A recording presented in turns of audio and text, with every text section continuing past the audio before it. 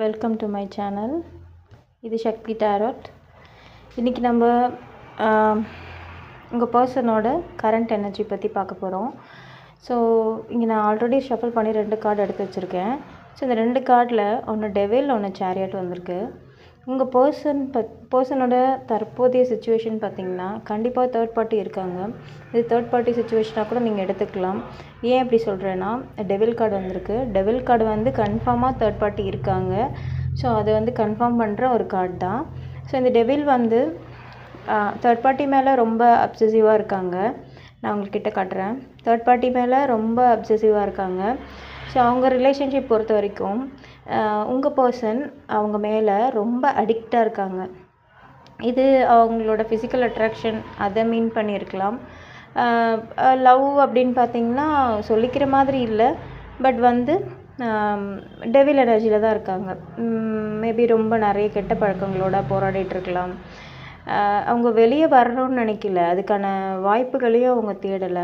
நீங்கள் இந்த பர்சன் மேலே ஹோப் எதாவது வச்சுருக்கீங்க, இல்லை அவங்க திரும்ப வருவாங்க அப்படின்ற ஏதாவது ஒரு ஹோப் உங்களுக்கு இருந்துச்சுன்னா தயவு செஞ்சு அதை கைவிட்டுருங்க. ஏன் அப்படி சொல்கிறேன்னா, இவர் வந்து ரொம்ப டெவில் எனர்ஜி, ரொம்ப நெகட்டிவ் எனர்ஜியில் இருக்காங்க. இப்போதைக்கு இவங்க உங்களை நோக்கி வரமாட்டாங்க, அவ்வளோதான்.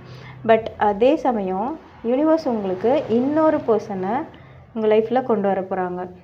அவங்க ரொம்ப stable, financially, physically and mentally ரொம்ப ரொம்ப ஸ்டேபிள் அவங்க. ஸோ இன்னொரு இந்த எனர்ஜியை நீங்கள் உங்கள் லைஃப்லேருந்து வெளியே கொண்டு போனால் மட்டும்தான் இந்த எனர்ஜியால் உள்ளே வர முடியும். ஓகேங்களா? நீங்கள் ரொம்ப அப்சசிவாக அந்த பர்சனை வந்து பார்த்துட்ருக்கலாம். பட் என்ன சொல்ல வராங்க யூனிவர்ஸ் அப்படின்னு பார்த்தீங்கன்னா, டெவில் எனர்ஜி கூட நீங்கள் இருக்கிற வரைக்கும் இந்த பர்சனை உங்களால் அக்செப்ட் பண்ணிக்க முடியாது. ஸோ அதனால் இந்த பர்சனை அக்செப்ட் பண்ணணும் அப்படின்னா இந்த பர்சன்கிட்டேருந்து நீங்கள் வெளியே வரணும். ஸோ மூவ் ஆன் எனர்ஜிக்கு கண்டிப்பாக வரணும். இந்த பர்சனோடைய இது உங்களோட எக்ஸாக கூட இருக்கலாம், இல்லை எக்ஸ் திரும்ப வருவாங்களா அப்படின்லாம் நீங்கள் கேட்டுட்டு இருந்தீங்கன்னா கண்டிப்பாக வரமாட்டாங்க. இதை வந்து நீங்கள் அக்செப்ட் பண்ணிக்க முடியலனாலும் கண்டிப்பாக அக்செப்ட் பண்ணிக்கணும். ஏன்னா அந்த டெவில் எனர்ஜி அவ்வளோ ஸ்ட்ராங்காக இருக்காங்க. உங்களை விட அவங்க ரொம்ப ஸ்ட்ராங். ஓகேங்களா?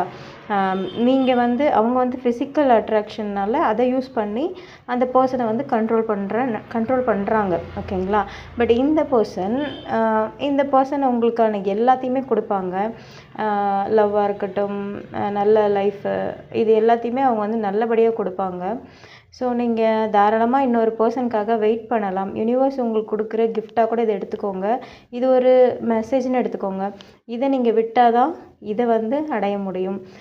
இவர் வந்து ரொம்ப ஸ்டேபிள், அது மட்டும் நல்லா தெரியும். ஏன்னா இவர் வந்து ஆல்மோஸ்ட் உங்கள் எனர்ஜியில் தான் இருக்கார் அவர். ஓகேங்களா? சீக்கிரமாக அவரை மீட் பண்ணுவீங்க. அதுக்கு முன்னாடி நீங்கள் எக்ஸ்க்காக வெயிட் பண்ணிகிட்ருக்கீங்க அப்படின்னா தயவு செஞ்சு அந்த ஹோப்பை வளர்த்துக்காதீங்க. எக்ஸ் வர மாட்டார். ஓகேங்களா? உங்கள் லைஃப்பில் இன்னொரு பர்சன் இருக்காங்க. இவங்களுக்காக நீங்கள் மேனிஃபெஸ்ட் பண்ணுங்கள். உங்கள் லைஃப்பில் உங்களுக்கு பிடிச்ச மாதிரி ஒரு பர்சன் வராங்க. அப்படி இருக்கும்போது இவங்களுக்காக நீங்கள் மேனிஃபெஸ்ட் பண்ணுறதுல தப்பு கிடையாது. பட் இந்த எனர்ஜியை நீங்கள் இன்னும் உங்கள் லைஃப்பில் வச்சுட்டு இருக்கீங்க அப்படின்னா இன்னுமே பெயினை ஃபீல் பண்ணுவீங்க, கஷ்டப்படுவீங்க. ஓகே? இதுதான் யூனிவர்ஸ் வந்து உங்களுக்கு கொடுக்குற ஒரு நல்ல விஷயம். இதை வந்து நீங்கள் மிஸ் பண்ணிட்டீங்க அப்படின்னா லைஃப்பில் பெரிய ஆப்பர்ச்சுனிட்டியை நீங்கள் மிஸ் பண்ணிட்டதாக அர்த்தம். யூனிவர்ஸ் சொல்கிறாங்க, focus on your self. Okay?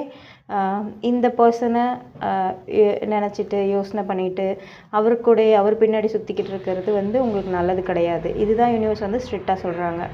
Okay, thank you.